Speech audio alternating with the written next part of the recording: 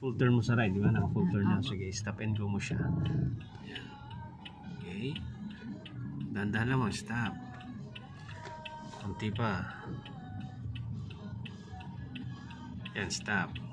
O, diba yung itong door handle na to sa first door handle ng passenger ito, diba? Parang naka tuwid doon. Okay.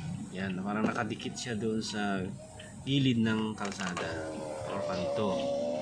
Ngayon, naka full turn ka sa right, diba? Opo. Ngayon, i-full turn mo din sa left. Yan. Para ka, yan yung sige hanggang maubos siya.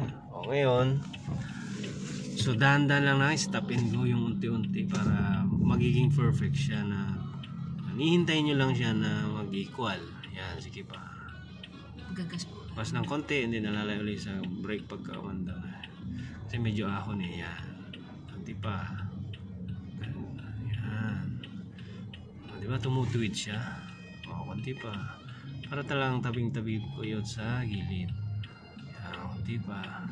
Yan, nalalay ka lang sa brake. Konti na lang. Hanggang equal. Okay, gas ng konti mo. Konti pa. Then, stop. O, diba equal na siya? And then brake. O, brake ka na. And then ituwid mo na yung gulong. 1, 2. O, diba? O, saka mo na ngayon. Saka na kayo magpa-park. So, pagpa-park na travel dyan is neutral first. Kahit galing kayo sa reverse and then engage nyo si parking brake. Yan. And then release nyo muna si brake. O, diba? And then brake pro uli. Brake pro uli kayo. And saka nyo uli ilagay na sa park mode. Yan. O, diba? Ganun lang ang